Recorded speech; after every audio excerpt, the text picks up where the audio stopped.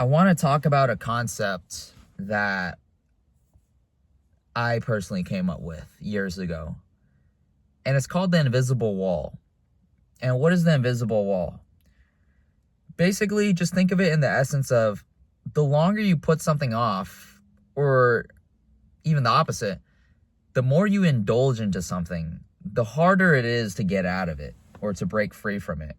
Or the longer you wait to do something, the more you procrastinate, that invisible wall starts to solidify. And now you can't get past that wall. You're stuck. And if we apply this to examples,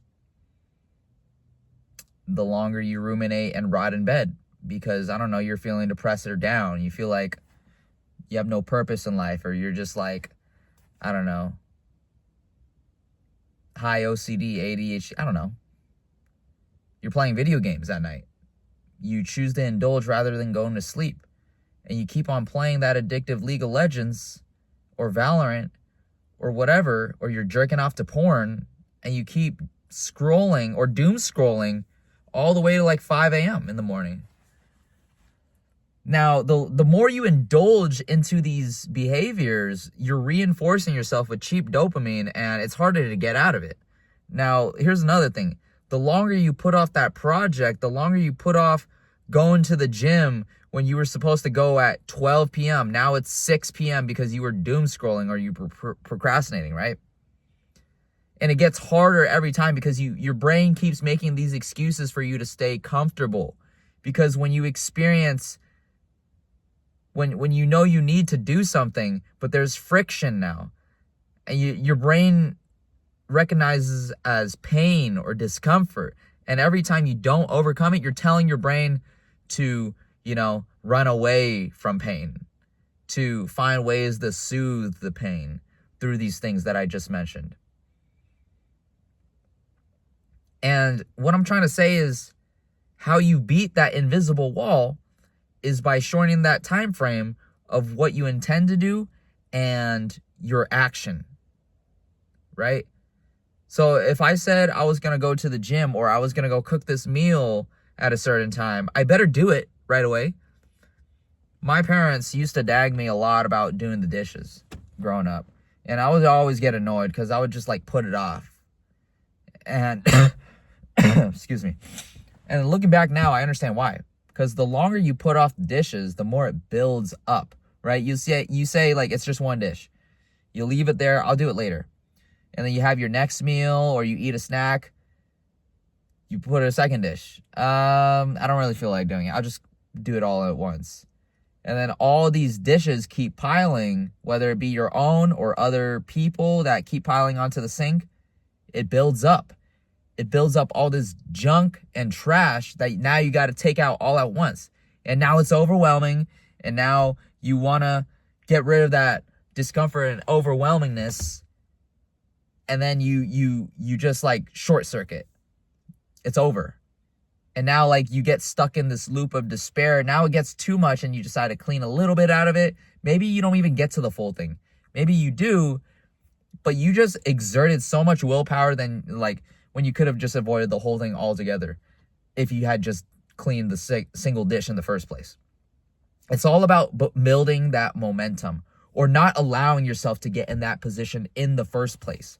And it's not just the dishes. You could apply this to all other concepts, right?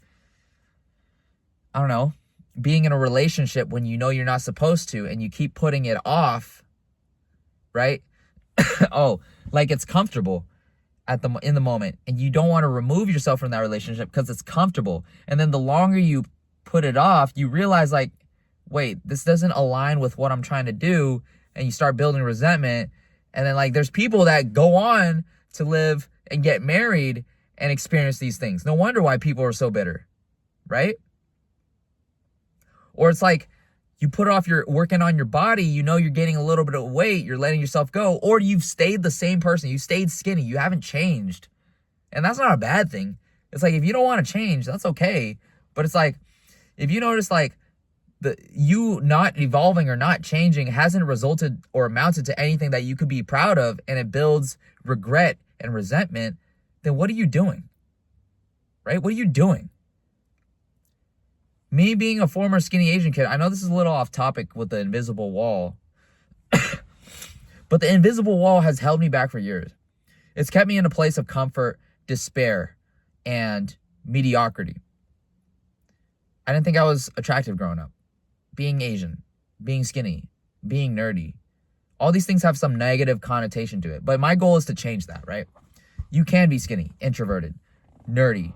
Or you can be introverted, nerdy, or skinny, if you want to. But I wanted to be jacked. I wanted to be intelligent. I wanted to be confident. I wanted to have sex appeal. I wanted to have confidence and power. Like a little bit, like responsibly, right? I don't know. Because, you know, I don't want to talk about the red pill culture or pill culture, black pill. Oh my gosh, we don't want to get into that. But like, at some point, you're going to have to accept reality for what it is. And you have two choices. Either you continue through your coping mechanisms, or you can say it is the way it is, or you can fight and struggle and play with the cards that you were dealt and try to make something of it because you were given this opportunity to be born into this world and experience emotions, life, and everything else, right? I'm very fortunate. Don't get me wrong, but I know what I used to be, and like almost like incel-like, right? Anyways, I'm not going to get too much into that. The invisible wall, right? Just start with that single concept. Like the longer you put something off, or, you know, it starts to get harder. The more you feed into your desire, especially if it's negative, you portray it as negative, the more you feed into it, it's harder to get out of it. That's it. That's how people get addicted. I don't want to like compare addictions, but being addicted to video games, I've worked with clients as a personal trainer with real addictions, like with drugs. And to them, I see the pattern. It's the same thing. It comes in waves. You have to develop yourself, develop an identity, maybe an alter ego even, to not associate yourself with these things, to not put yourself in positions where there's boredom or there's idleness, there's dead time. And now your brain will start to go towards the path of least resistance. For me, that's video games. For me, it used to be porn or, I don't know, vices. For other people, it's the drugs,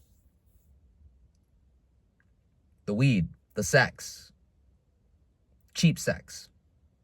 I don't know, cheap dopamine, doom scrolling. Like, our number one enemy right now is what we hold on a daily basis. We basically rely on it. Before, like, we used to talk to people. That's it. We used to rely on boredom and just thinking, being creative. Anyways, that's my rant for today. I hope you guys have a great night. If you guys stayed, probably the few of you that watched this. Anyways, I hope you took something of value away from this video. It got you to think.